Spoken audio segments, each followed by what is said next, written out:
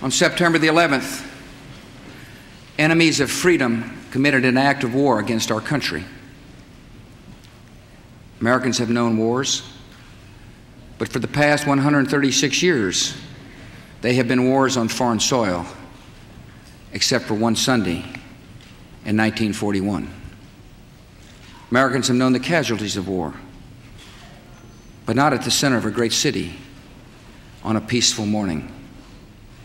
Americans have known surprise attacks, but never before on thousands of civilians. All of this was brought upon us in a single day, and night fell on a different world, a world where freedom itself is under attack. Americans have many questions tonight. Americans are asking, who attacked our country?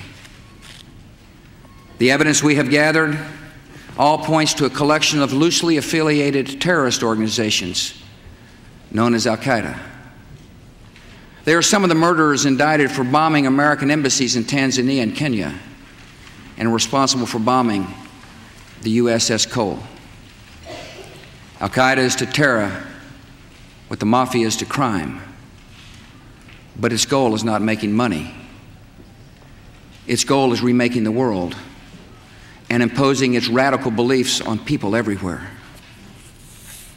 The terrorists practice a fringe form of Islamic extremism that has been rejected by Muslim scholars and the vast majority of Muslim clerics, a fringe movement that perverts the peaceful teaching of Islam. The terrorist directive commands them to kill Christians and Jews, to kill all Americans, and make no distinctions among military and civilians, including women and children. This group and its leader, a person named Osama bin Laden, are linked to many other organizations in different countries, including the Egyptian Islamic Jihad and the Islamic movement of Uzbekistan. There are thousands of these terrorists in more than 60 countries. They are recruited from their own nations and neighborhoods and brought to camps in places like Afghanistan, where they are trained in the tactics of terror. They are sent back to their homes or sent to hide in countries around the world to plot evil and destruction. The leadership of Al-Qaeda has great influence in Afghanistan and supports the Taliban regime in controlling most of that country. In Afghanistan, we see Al-Qaeda's vision for the world. Afghanistan's people have been brutalized. Many are starving, and many have fled. Women are not allowed to attend school. You can be jailed for owning a television. Religion can be practiced only as their leaders dictate. A man can be jailed in Afghanistan if his beard is not long enough. The United States respects the people of Afghanistan.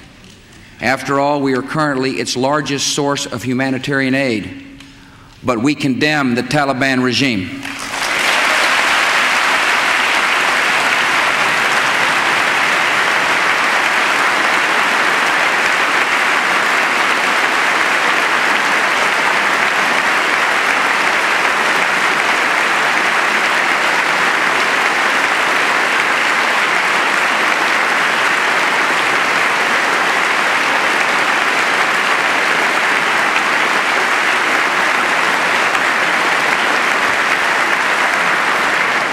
It is not only repressing its own people, it is threatening people everywhere by sponsoring and sheltering and supplying terrorists.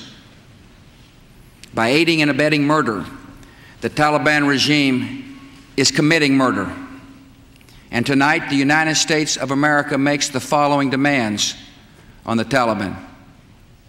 Deliver to United States authorities all the leaders of Al-Qaeda who hide in your land.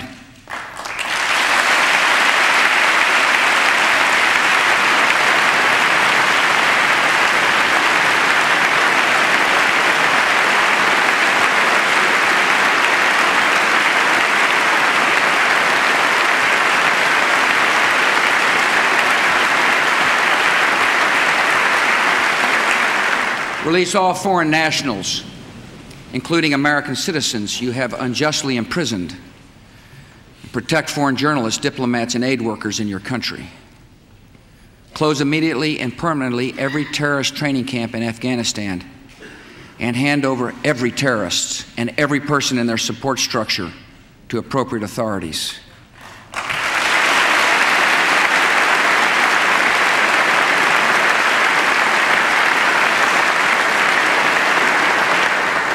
Give the United States full access to terrorist training camps so we can make sure they are no longer operating.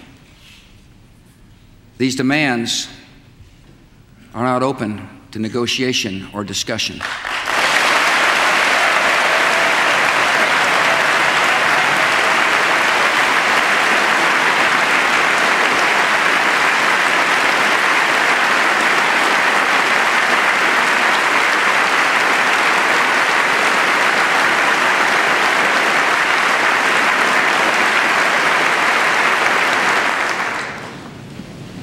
The Taliban must act, and act immediately. They will hand over the terrorists, or they will share in their fate. I also want to speak tonight directly to Muslims throughout the world. We respect your faith. It's practiced freely by many millions of Americans, and by millions more in countries that America counts as friends. Its teachings are good and peaceful.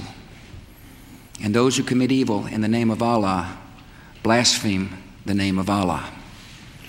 The terrorists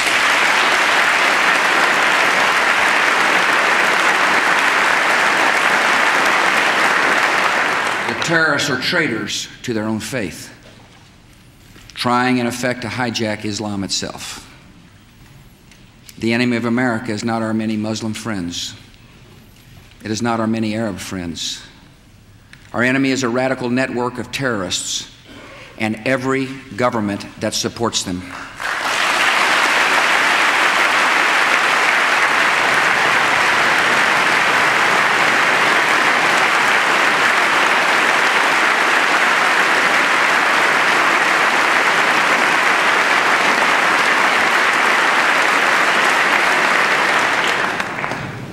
Our war on terror begins with Al-Qaeda, but it does not end there. It will not end until every terrorist group of global reach has been found, stopped, and defeated.